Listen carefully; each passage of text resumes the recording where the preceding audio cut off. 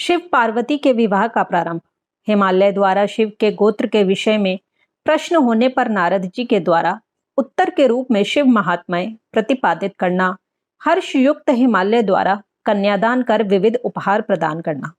ब्रह्मा जी बोले, इसी समय वहां गर्गाचार्य से प्रेरित हो मेना सहित हिमवान कन्यादान करने हेतु उद्युत हुए। उस समय वस्त्र तथा आभूषणों से शोभित महाभागा मेना सोने का कलश लेकर पति हिमवान के दाहिने भाग में बैठ गई। तत्पश्चात पुरोहित के सहित हिमालय ने प्रसन्न होकर पाद्य आदि से और वस्त्र, चंदन तथा आभूषण से उन वर का वर्णन किया। इसके बाद हिमालय ने ब्राह्मणों से कहा, अब कन्यादान का यह समय उपस्थित हो गया है, अतः आप लोग संकल्प के लिए तिथि आदि का उच्चारण कीजिए।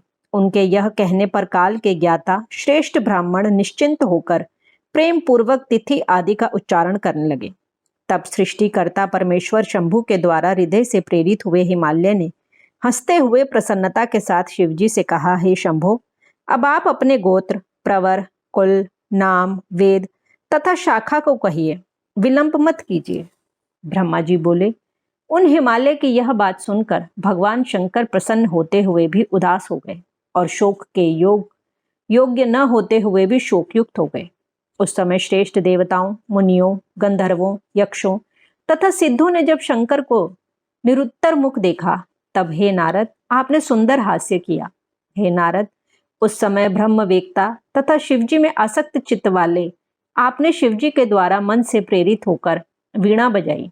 उस समय पर्वतराज, विष्णु, मैंने, देवताओं तथा सभी मुनियों ने आप बुद्धिमान को ऐसा करने से हठपूर्वक रोका, किंतु जब शिवजी की इच्छा से आप नहीं माने, तब पुनः हिमालय ने आपसे कहा, इस समय आप वीणा मत बजाइए।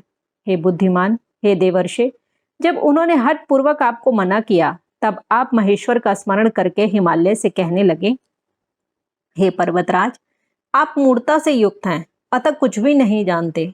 महेश्वर के विषय में कथनीय बातों से आप सर्वथा अनभिज्ञ हैं।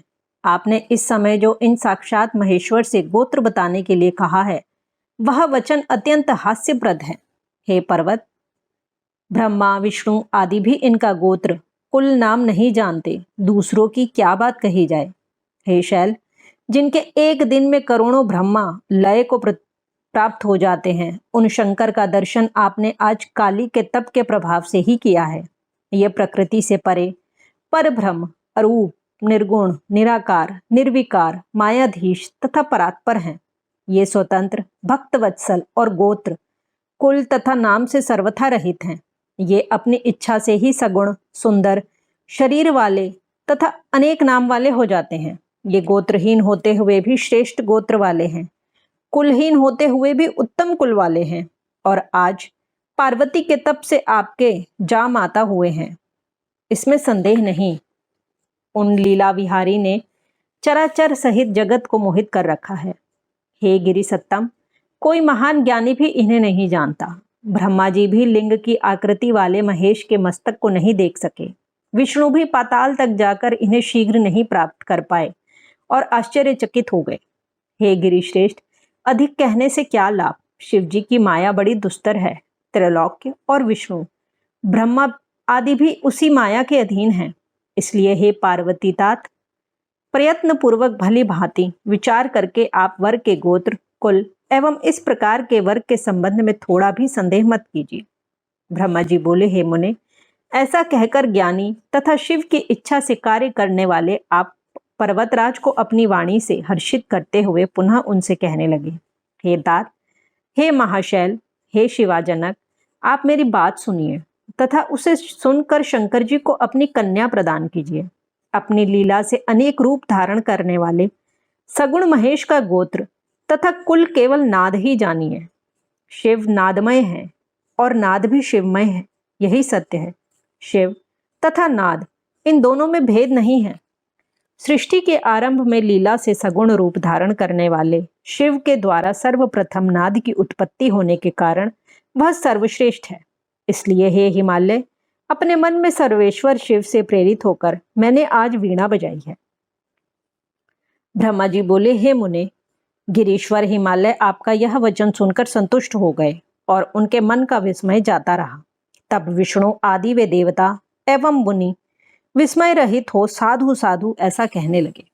सभी विद्वान लोग महेश्वर के गांधीर्य को जानकर विस्मित होकर परम आनंद में निमग्न होकर परस्पर कहने लगे, जिनकी आज्ञा से यह विशाल जगत उत्पन्न हुआ है और जो पर से भी परे निज बोध स्वरूप हैं, स्वतंत्र गति वाले एवं उत्कृष्ट भाव से जानने योग्य हैं, उन त्रैलोकपति शिव को आज हम लोगों ने भली भांति देखा। तदनंतर वे सुमेरु आदि सभी श्रेष्ठ पर्वत संदेह रहित होकर एक साथ पर्वतराज हिमालय से कहने लगे, हे शैलराज, अब आप कन्यादान करने के लिए समुद्यत हो जाइए। विवाद से क्या लाभ? ऐसा करने से निश्चय ही आपके कार्य में बाधा होगी। हम लोग सत्य कहते हैं। अब आपको विचार नहीं करना चाहिए, अतः आप शिव को कन्या प्रदान कीजिए। ब्रह्मा जी बोले, उन सुहृदों की यह बात सुनकर विधि से प्रेरित होकर हिमालय ने शिव को अपनी कन्या का दान कर दिया। उन्होंने कहा, हे परमेश्वर, मैं अपनी कन्या आपको दे रहा हूँ। हे सकलेश्वर, आप भार्या के रूप में इसे ग्रहण कीजिए और प्रसन्न होइए। इस प्रकार तीनों लोकों को उत्पन्न करने वाली अपनी कन्या पार्वती को हिमालय ने इस मंत्र से उन महान शिव को अर्पण कर दिया। इस प्रकार पार्वती का हाथ शिवजी के हाथ में रखकर वे हिमालय मन में बहुत प्रसन्न हुए, मानो उन्होंने इच्छा रूपी महासागर को पार कर लिया हो। पर्वत पर शयन करने वाले परमेश्वर ने प्रसन्न होकर अपने हाथ से वेद मंत्र के द्वारा पार्वती का कर कमल ग्रहण किया। हे मुने, लौकिक गति प्रदर्शित करते हुए पृथ्वी का स्पर्श कर महादेव जी ने भी कोदात इस काम संबंधी मंत्र का प्रेम पूर्वक पाठ किया। उस समय सर्वत्र आनंददायक महान उत्सव होने लगा और स्वर्ग, भूमि तथा अंतरिक्ष में तीव्र जय ध्वनि होने लगी। सभी लोगों ने अत्यंत प्रसन्न होकर साधु शब्द तथा नमः शब्द का उच्चारण किया। गंधर्वगण प्रीतिपूर्वक गान करने लगे तथा अप्सराएं नाचने लगी। हिमालय के नगर के लोग भी अपने मन में परम आनंद का अनुभव करने लगे। उस समय महान उत्सव के साथ परम मंगल मनाया जाने लगा। मैं विष्णु, इंद्र, देवता एवं सभी मुनिगण अत्यंत हर्षित हुए और सभी के मुख कमल खिल उठे। उसके बाद उन शैलराज हिमालय ने अति प्रसन्न होकर कन्यादान की यथोचित सांगता शिव को प्रदान की। तत्पश्चात उनके बंधुओं जनों ने भक्ति पूर्वक भली भांति पार्वती का पूजन कर शिवजी को विधि विधान से अनेक प्रकार के उत्तम द्रव्य प्रदान किए।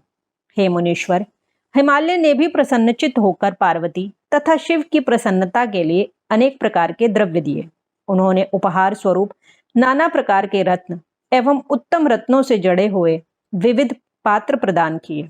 हे मुने, उन्होंने 1,00,000 सुसज्जित गायें, सजे सजाए 100 घोड़े, नाना रत्नों से विभूषित 1,00,000 अनुरागिणी दासियां दी और 1 करोड़ हाथी तथा सुवर्ण जटित एवं उत्तम रत्नों से निर्मित रथ प्रदान किए। इस प्रकार परमेश्वर शिव को विधि पूर्वक अपनी पुत्री शिवा गिरिजा को प्रदान करके हिमालय कृतार्थ हो गए। तत्पश्चात पर्वतराज ने हाथ जोड़कर श्रेष्ठ वाणी में माध्यन्दिनी शाखा में कहे गए स्तोत्र से परमेश्वर की स्तुति की। इसके बाद वेदज्ञ हिमालय की आज्ञा पाकर मुनियों ने अति प्रसन्न होकर शिवा के सिर पर अभिषेक किया और देवताओं के नाम का उच्चारण कर पर्युक्षण विधि संपन्न की। हे मुने, उस समय परम आनंद उत्पन्न करने वाला महोत्सव हुआ। इस प्रकार श्री शिव महापुराण के अंतर्गत द्वितीय रुद्र संहिता के तृतीय पार्वती खंड में कन्यादान वर्णन नामक 48वां अध्याय पूर्ण हुआ।